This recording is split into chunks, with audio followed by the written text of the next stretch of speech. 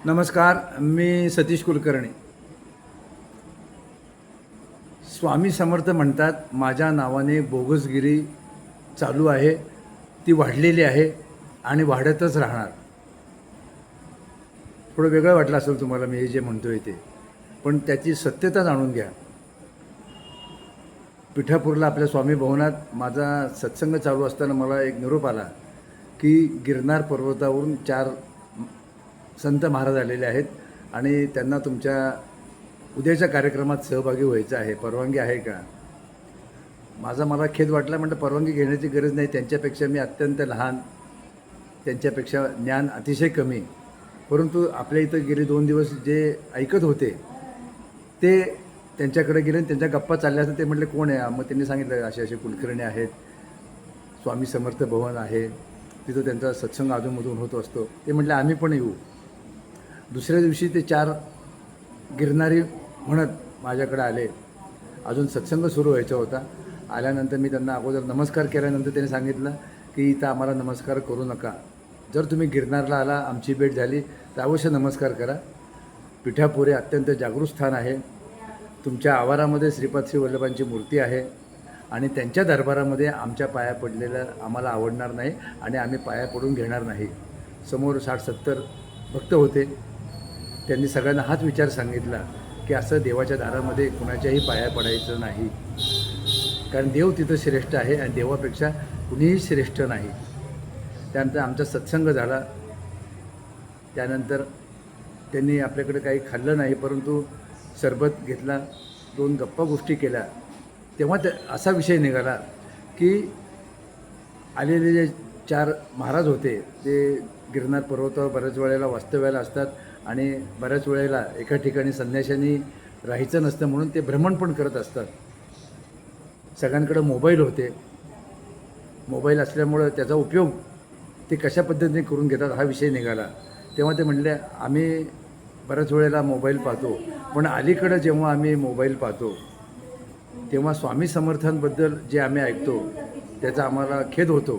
कारण आजकाल कुणी उठसुटतं स्वामी समर्थ असं सांगतात, स्वामी समर्थ असं म्हणतात. हे सगळं चुकीचं चाललेलं आहे आणि ह्याला आवर घालणं फार महत्त्वाचं आहे. तुम्ही स्वामी समर्थांची 53 वर्ष सेवा करताय, तुमच्याबद्दलही सुद्धा आम्ही बरंच ऐकलं आहे, परंतु असं काही चुकीचं तुमच्याकडून झालेलं नाही. परंतु अलीकडं कुणी उठतं आहे, जे मनात आहे ते सोशल मीडियावर टाकतं आहे. आलं मनात काही सांगतात, उचलली जीभ लावली टाळूला. कारण ते चौघही मराठी होते, त्यामुळे एवढे स्पष्ट मला तुम्हाला सांगता येते आणि ते जे बोललेले आहे ते मी तुम्हाला अत्यंत जसं तसं मी सांगत आहे. स्वामी समर्थ खरं काही सांगत नाही. स्वामी समर्थांची जर बखर वाचली आणि हल्ली जे सोशल मीडियावर स्वामी समर्थांच्याबद्दल जे चाललेलं आहे ते अत्यंत चुकीचं चाललेलं आहे. सिनेमा मालिका याबद्दल त्यांना बोलणंच बरं. मी मागंही म्हटलं, बोलायला लागलं, एकेकाचं खंडन करायला लागलो तर त्याला वेळ पुरणार नाही. परंतु लोकांना आवड आहे, लोक पाहतात, नंतर लोक विसरून जातात. परंतु स्वामी समर्थाची बदनामी करण्याचा प्रकार मात्र वाढत चाललेला आहे. स्वामी समर्थ काही सांगत नाहीत. स्वामी समर्थांनी बखरमध्ये सुद्धा फक्त उपदेश केले आहेत, ते वेगळ्या पद्धतीने केलेले आहेत. आणि हे ऐकल्यानंतर मी एकदा बखर चाळली परत, तर खरं म्हणजे स्वामीच्या तोंडात नाही ते कोंबले, म्हणजे नाही ते काही, म्हणजे जे सांगायला नाही पाहिजे ते सुद्धा स्वामी समर्थांच्या तोंडी घातलेलं आहे. बखर मी जवळजवळ 50 वर्षापासून मी बखर वाचतो. बखरींमध्ये जे घटना घडल्या आहेत त्या इतक्या सुंदर आहेत, ते समजून घेतले तर फार सोपे आहेत.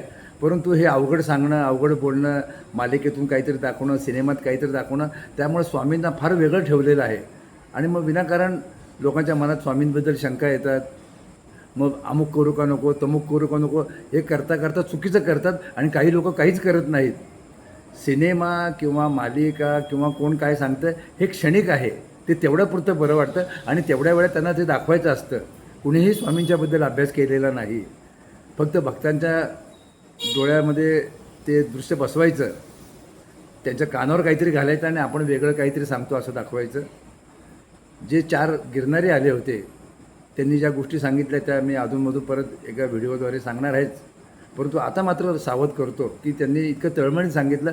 म्हणजे आम्ही अनेक मालिका पाहतो, आमच्या एकदा उपासना झाली, आम्ही गडावर असू किंवा कुठेही असू, आम्ही बऱ्याच वेळेला निरनिराळ्या मालिका पाहतो, निरनिराळे आम्ही मोबाईलमध्ये इतर महाराजांचंही पाहतो, तेव्हा बरंच अंश आम्हालासुद्धा वाटतं की खोटं चाललं आहे.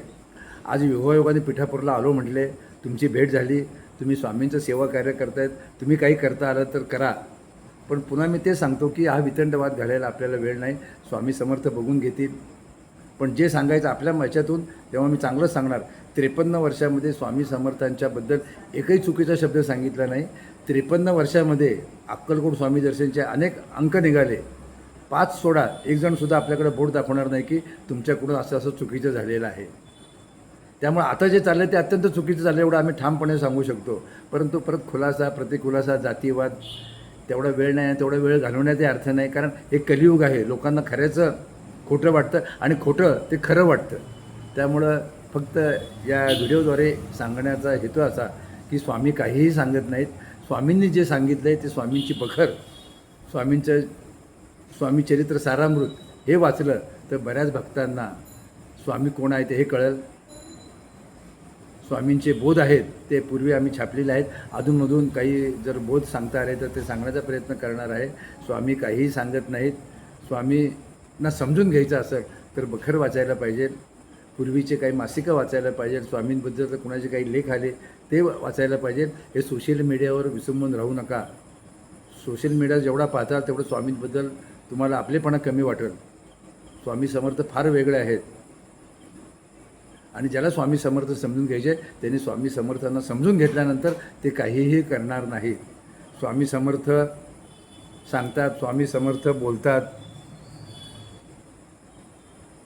आणि हे एवढं चाललं असताना कदाचित स्वामी समर्थांनासुद्धा वाटत असेल की माझ्या नावाने किती बोगसगिरी चालू आहे, त्याची नोंद घेतली जातील. पण कर्म थोडा वेळ आणखी एक देतं, अजून किती तुला खोटं करायचं ते कर. म्हणून मी सुरुवातीला जो शब्द वापरला की स्वामी समर्थ सांगतात माझ्या नावाने बोगसगिरी चालू आहे, माझ्या नावाने खोटं चालू आहे, माझ्या नावाने खोटं चालणार आणि भक्त जो माझ्यापासून विभक्त होईल तो माझा खरा भक्त कधीही राहणार नाही. हे जर समजून घेतलं तर एवढं सोपं आहे, परंतु बऱ्याच भक्तांच्या लक्षात हे सुद्धा येणार नाही. हे जे गिरणारी सांगतात, ज्या अर्थी ते दत्त महाराजांच्या कृपा आशीर्वादाने पिठापूरपर्यंत आले, योगायोगाने माझी भेट झाली आणि त्यांच्या तोंडातून हे शब्द बाहेर पडावेत म्हणजे कुठेतरी याची नोंद झालेली असणार. योग्य वेळी शासन होईल, योग्य वेळी त्याची दखल घेतली जाईल. परंतु आपण स्वामी भक्त, स्वामींवर प्रेम करतो, स्वामींच्या दरबारात जातो, तेव्हा इतर कुणालाही महत्त्व देऊ नका. इतर काय सांगतात त्याचा विचार करू नका. तुमच्या मेंदूचा वापर करा. तुमच्याकडं जे आहे ते वाचन करा आणि स्वामी समर्थांना समजून घ्या. ज्या दिवशी तुम्ही स्वामी समर्थांना समजून घेताल तुमच्या आयुष्याचं सोनं होईल. कारण स्वामी समर्थांनी जो आशीर्वाद दिला आहे, भिवू नकोस मी तुझ्या पाठीशी आहे, याचा अर्थ तुम्ही फक्त चांगलं कर्म करा, चांगलं करण्याचा प्रयत्न करा, तुम्हाला काही अडचण येणार नाही. आणि अडचण आणि संकट आली आणि जर तुम्हाला कुणी त्रास देण्याचा प्रयत्न केला तर मी तुमच्या पाठीशी आहे, एवढा सामान्य अर्थ आहेत. स्वामी काही सांगत नाहीत. जे स्वामीच्या नावाने चाललं आहे ते सगळं बोगस चाललं आहे. स्वामीच्या नावाने बोगसगिरी चालली आहे. फक्त भक्ताला सावध करणं एवढंच कार्य आम्ही करू शकतो, ते करत आहेत. विचार करा न करा ते तुमच्या हातात आहे. नमस्कार.